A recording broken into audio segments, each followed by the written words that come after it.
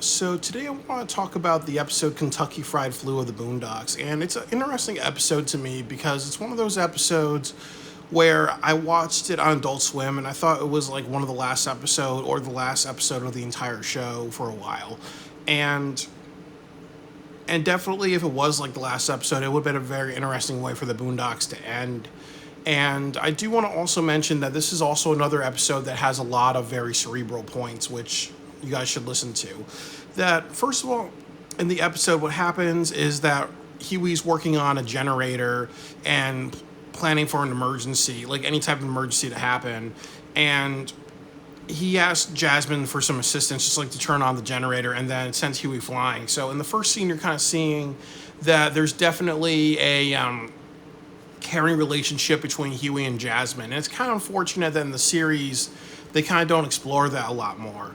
And I also kind of feel like with Jasmine's character, like I said in another video, it's kind of unfortunate that she's a biracial character and they really don't do anything more with her. Like she kind of almost represents like an innocent child more than anything else like that. And then what happens in the next scene is that Granddad and Riley are watching television and they see an advertisement for Kentucky Fried Chicken. And what happens is that, like in the ad, you see like this black man like dancing around while eating chicken. And it's interesting because you see like the green screen and it has a white background with blue and red text saying Kentucky Fried Chicken.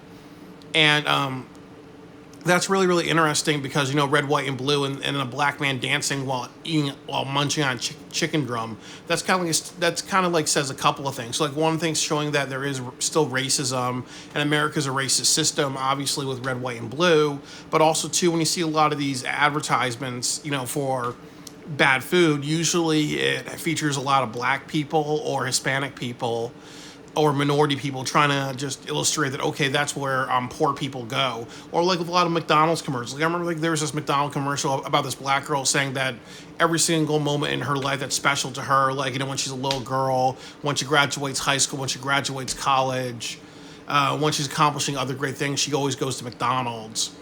So, it kind of also insinuates that, oh, well, poor people or poor black people go to McDonald's, and that's just what it is. So obviously with the advertisement, it's not just the racist thing of a black man eating chicken, it's also the racist thing of black people having very poor diets and always used in mass marketing when it comes to bad and unhealthy food.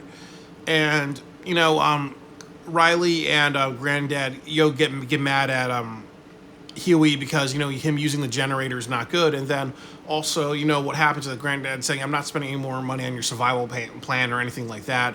And that's also true with a lot of people is that, if there's an emergency or if there's people with money, sometimes there's people who are well off and they have no planning. Like obviously with COVID, like people buying up all the toilet paper shows that most people didn't have long-term plans. And like I've kind of said, when you look at rap videos, you're also showing like an issue in the black community of people being reckless with their spending and not encouraged to spend in investments like stocks or investments like, extra food in case there's an emergency. And that's definitely true for Granddad. Like he has no sense of resourcefulness. And I've said before that if you look at Granddad and Uncle Ruckus, it's kind of clear that they were alive or born in the 1910s. So obviously they would have had to live through the 1930s. And a lot of people who were born at that time who lived through the 30s, would have learned to be very resourceful. And even like my grandmother was born in the early 1920s.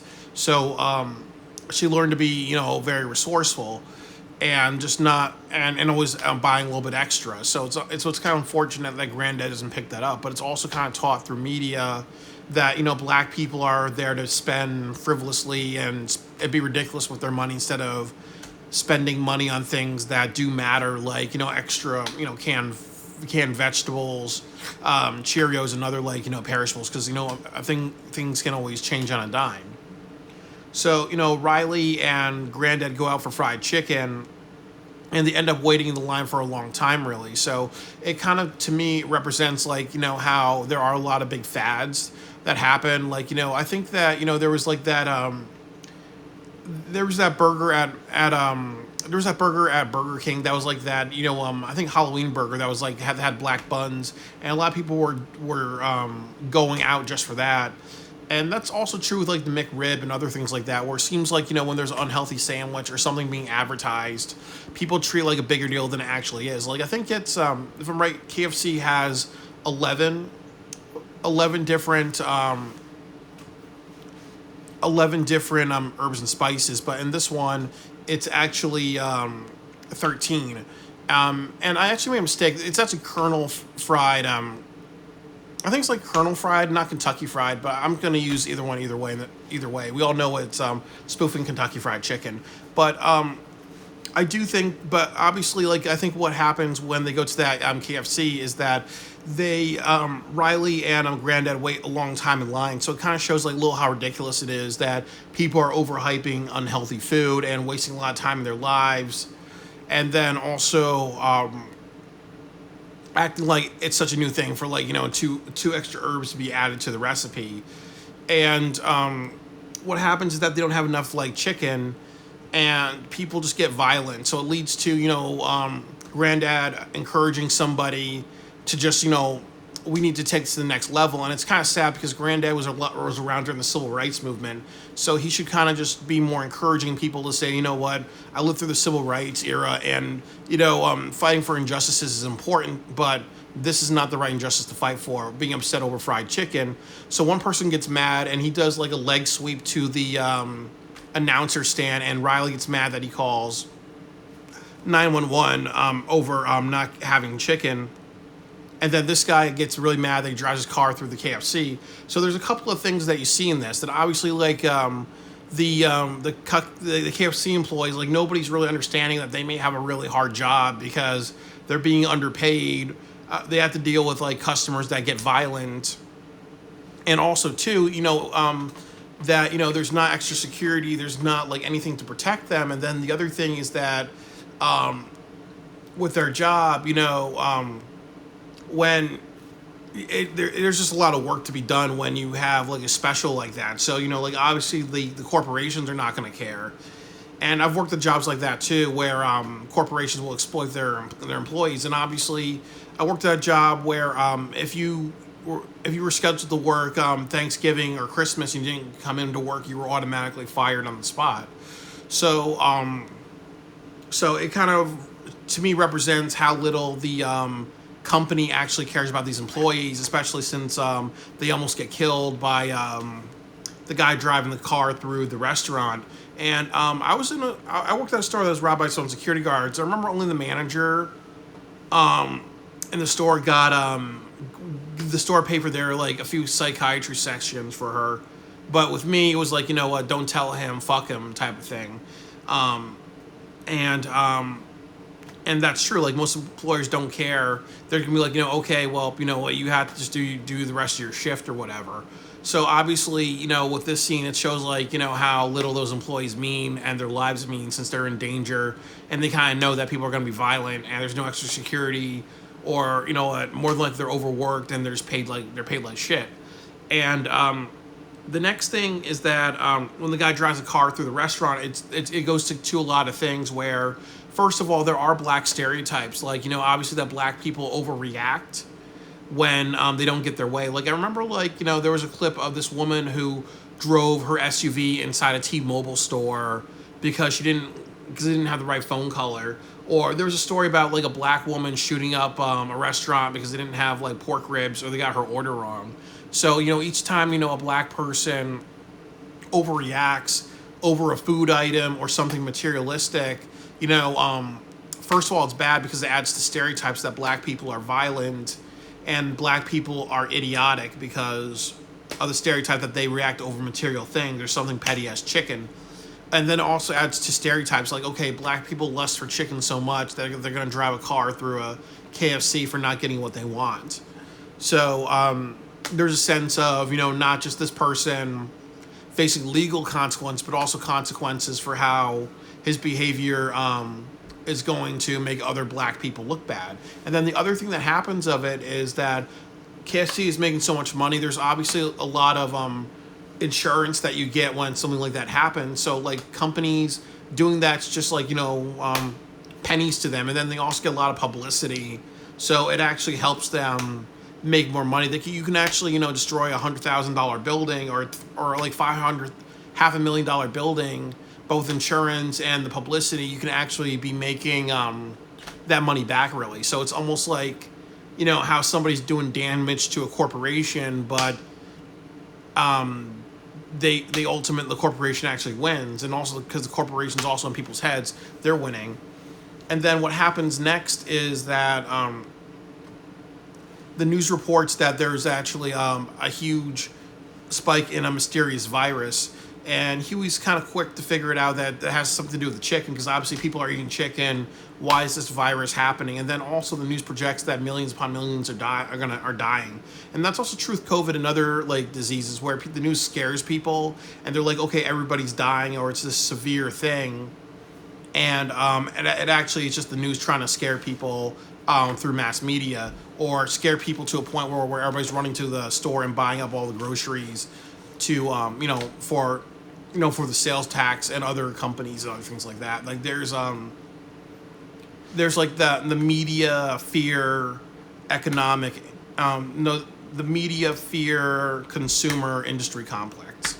The military industry complex. That's where I'm getting that. The media fear industry complex. And also too, like, they're showing clips of hospitals where people are getting sick. So, definitely, obviously, people are getting sick from the chicken and other things like that, but people don't put it together. But Huey does. So, Granddad goes home with Riley, and then the first thing that happens is that they get a knock on the door, and it's like from Tom, and it's not such a big issue yet, so he kind of lets it go.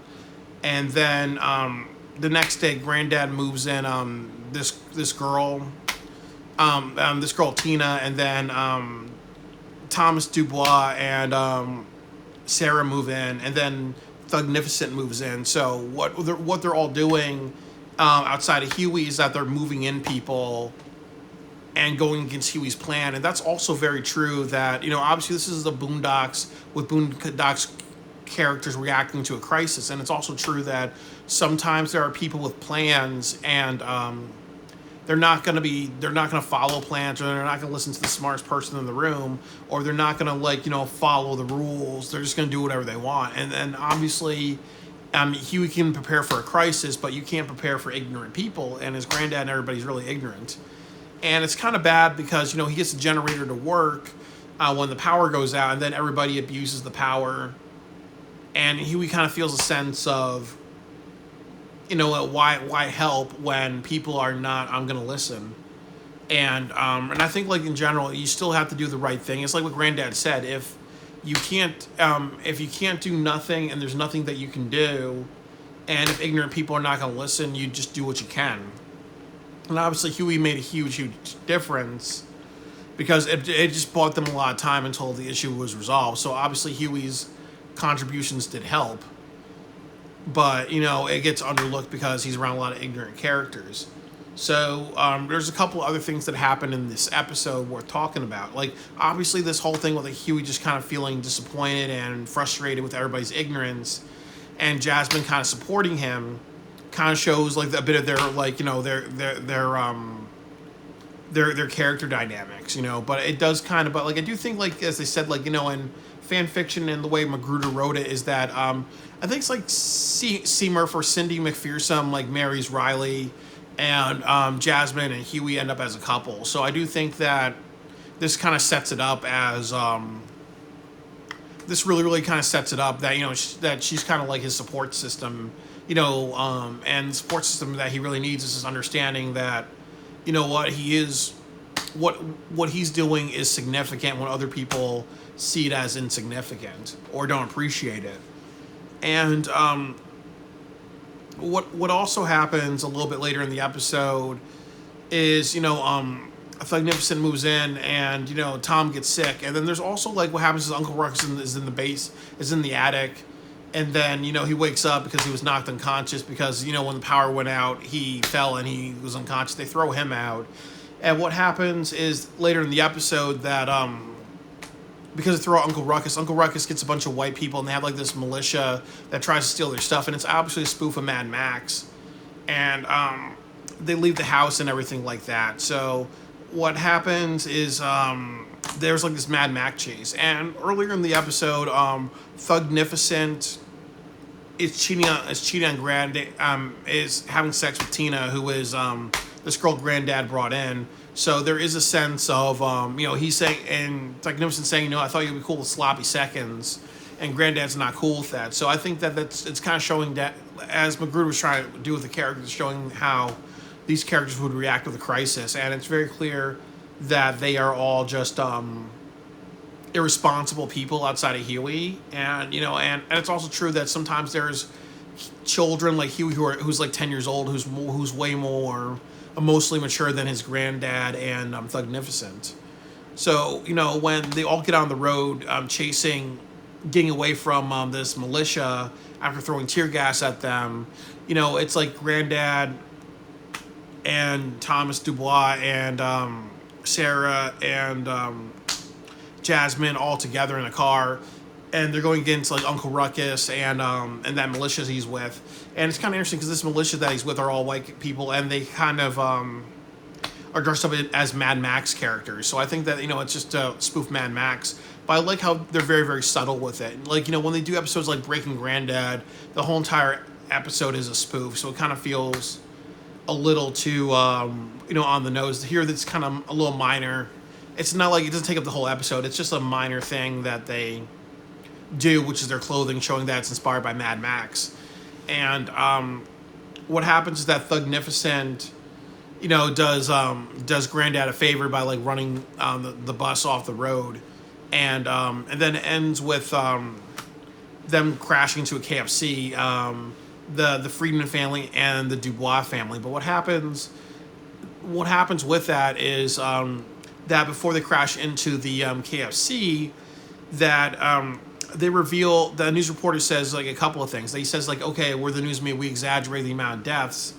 And then also he says that, it was actually salmonella outbreak. And I kind of said that that's very true to COVID, because what happened was like people say like COVID started in China, and obviously you don't see the Chinese government paying for vaccines. You don't see them having more regulations. There's no talk about reparations to the world for what China did, because America and other countries have so much business with China. And then also, like, I believe I'm correct that North Korea gets a lot of donations from China, and also like there's a lot of people who buy cheap stuff from China. So you don't want to punish China for irresponsible actions that led to the COVID outbreak, because they're tied in everywhere. And then China also has a lot of money invested all throughout the world, so they can easily say, I'm going to pull funds from everywhere just to create an economic depression or whatever. So I do think that I have one of my cold packs because I work a lot of hours. But I just have it on my leg. But the thing about it is that that it's very similar to like the KFC and the Colonel Fried Chicken in the Boondocks world. I know I've been calling it KFC Colonel Fried Chicken. The corporation's not going to pay the price for the salmonella outbreak or whatever, because that's how it is with corporations. So that's very similar to COVID and how China is not being punished for their actions. And then also when you look at the Colonel's Fried Chicken, like obviously it made a bunch of black people sick. So there's gentrification if it killed black people. And then also too that you see a lot of black people doing bad things, like obviously with the Freemans crashing a car into a Colonel Fried Chicken, and then a guy doing it in the beginning, and people fighting over it, and like media like showing black people behaving badly. So when the government looks at that, they're not gonna like hold them responsible for that other thing. And then also people going to the hospital and dying. That makes hospitals money, and then people get in debt and other things like that. So all of that is all caused by Colonel Fried Chicken. So it's making the government rich, it's making the law enforcement rich, it's making the media rich. And it's like, as I said, it's the media, political, healthcare, corporation, industry complex. They're all there to kind of help each other out, really. So they're not going to get punished for their behavior. The same way you look at China, and they're not going to get punished for their behavior. because you look at like what COVID did. It made Moderna and Pfizer rich with all the vaccines, and obviously there's a lot of people like who took their savings and invested it into that. So like a lot of people got rich off of COVID vaccinations. And that's also true of the U.S. government, because sometimes the U.S. government will invest stocks into that. And then the next thing that happened with it is that when you had a lot of death of people during COVID, that creates gentrification. When a lot of people have to go to hospitals, a lot of hospitals get rich. And also with that, people had to pay large bills. So when they pay large bills, they're in a cycle of debt their entire life with interest. So that makes the banks rich and makes the hospitals rich. And also too, obviously when the government has to approve like big bills and whatever, like giving everybody money for economic stimulus, it makes the government look good, because it goes to that Machiavellian principle of being kind and being cruel at the same time, really. So all of this happened because of China's irresponsibility. So you think that China's gonna pay for causing COVID with unsanitary food practices? Fuck no. They're not going to pay. And then again, like as I said about Chinese having so much investment. So Colonel Fried Chicken is an allegory to how companies don't pay the price for causing a mass problem or a government or whatever, because obviously other people get rich off of human suffering instead of doing the right thing and holding those people accountable. And then the next thing that I will say is that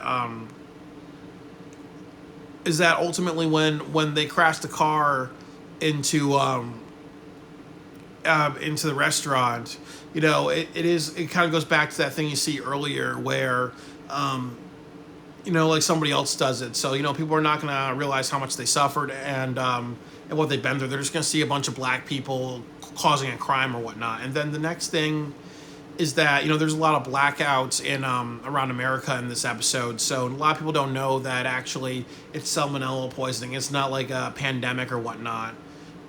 So a lot of people don't know what's going on, and that's also true with like COVID and like other like diseases that's been spread around the world, or even like in third world countries or parts of China, that sometimes people don't realize that it's not such a big deal, but media is making it big, or also too that they're not getting the information on how to prevent it by being sanitary or whatnot. It's just profiting off of hysteria and whatever. So it's not.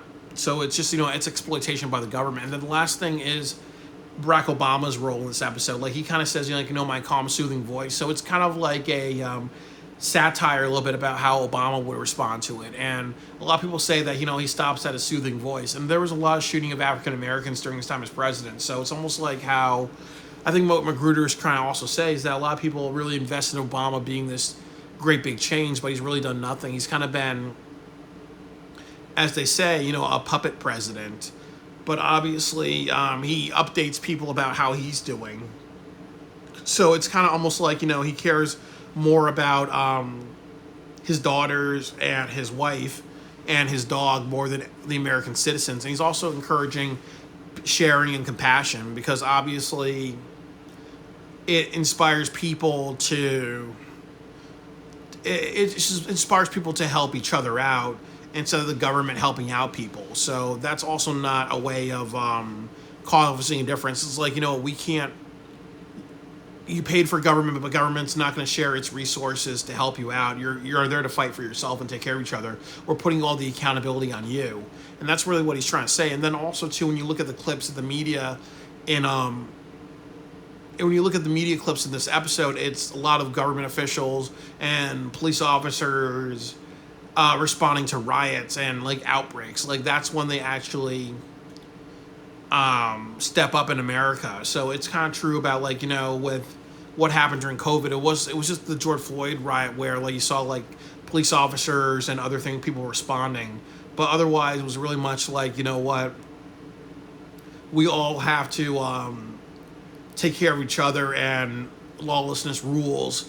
Lawlessness rules except in big doses, and that's that really. So people revolting against the government, that's when government is actually going to get the police and everything like that involved, usually during crisis. But when it's just people destroying each other, that's when government's not really that much involved, really. So it's kind of interesting how politics are played and the police system is played. So, this episode has a lot of talking points for how government handles pandemics, and then also how companies don't face consequences for their actions because of how much they invest in other places, and things will fall apart if they get punished. Or the other thing, too, is that it makes a couple of industries very wealthy. So would you really want to punish somebody or bring them to justice? Why make why make the person that helped you be the fall person, even though they should be the fall person? So this episode's very, very cerebral and very ahead of its time. And a lot of people do point out how this episode is a strong allegory to COVID.